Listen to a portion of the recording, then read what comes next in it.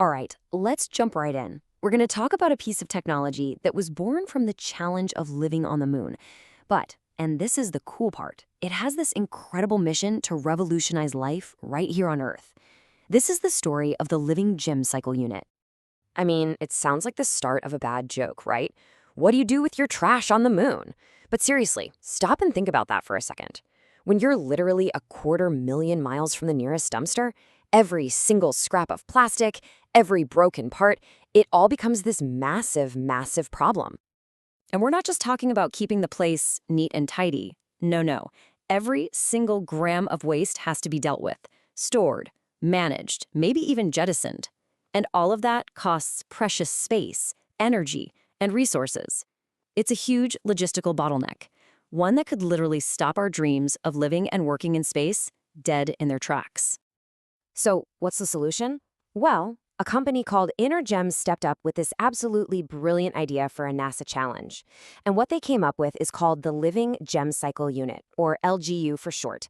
And believe me, it is a total game changer. Now, what's really important to understand is that the LGU isn't just a fancy trash compactor or an incinerator. It's more like a transformer. It takes all that junk, all that waste, plastics, fabrics, you name it, and turns it into genuinely useful stuff. We're talking 3D printer filament, shielding panels, custom parts for repairs. It basically makes the trash start working for you. Just try to wrap your head around the engineering challenge for a second. To get anything to the moon, it has to be crazy lightweight. The LGU, it's projected to weigh under 50 kilograms. That's less than a big suitcase for a machine that can recycle an entire habitat's worth of waste. Just wow. Then there's power as another huge, huge constraint up there. This unit, get this, it uses less than half a kilowatt hour per cycle. That is stunningly efficient. It was literally built from the ground up to work in a world where every watt counts. And this next part really shows you how automated this thing is. Look, astronauts are there to do science, right? Not to spend their days sorting garbage. So the LGU needs less than 10 minutes of an astronaut's time per day. You just load it up, hit a button, and you walk away. That's it. Okay, so let's look at some of the hard numbers, the kind of specs NASA really cares about. It can process about 150 to 300 grams of material an hour. It's super compact, takes up less than 1 cubic meter of space. And check out that reliability, a mean time between failures of at least 2,000 hours.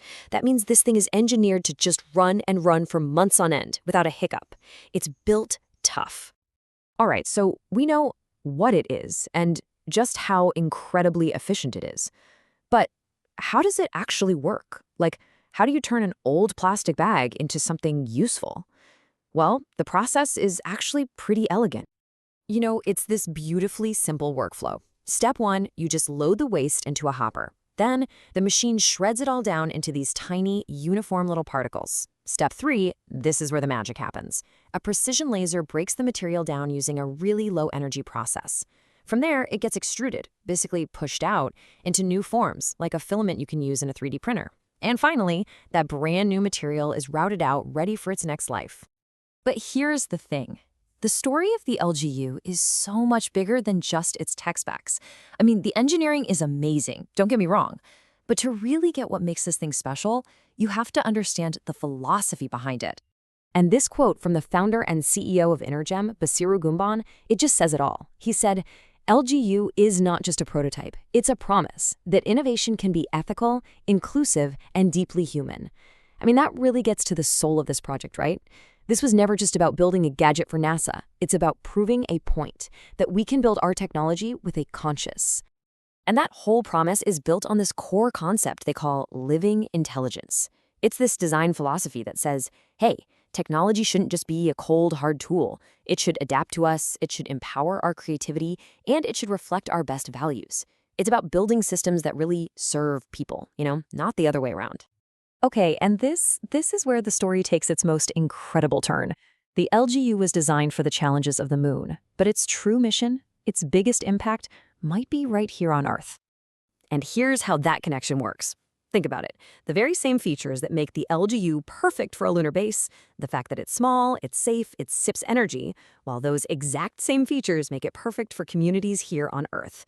Just imagine a version of this in a local makerspace or a vocational school or even in a disaster zone, turning rubble and debris into usable building materials.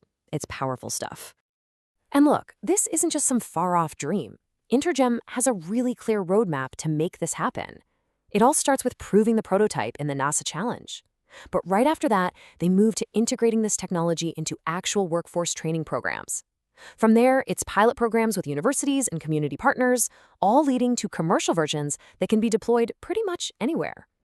And what this slide really shows you is that the community benefit was never an afterthought. It's baked into the project's DNA from day one.